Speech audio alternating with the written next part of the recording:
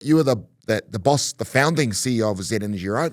Yes. Obviously, what's going on now with this war and the fuel crisis. Yeah. Is there anything you'd do? What would you do if you were, still the CEO? I'm somewhat limited in what I do know. Yeah.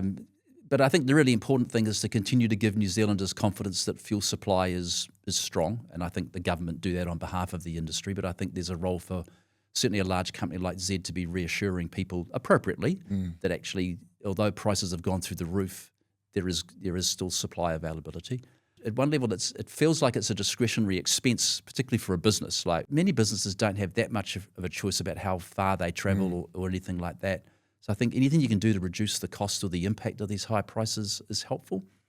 I think the other thing that often gets forgotten is that businesses typically think about the operating costs. I drive trucks and vans and cars, and therefore that's an expense to me. I think you've got to think also about your employees.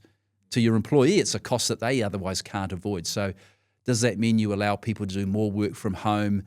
You do things to encourage public transport use, find some way to build an app really quickly to enable carpooling amongst the staff.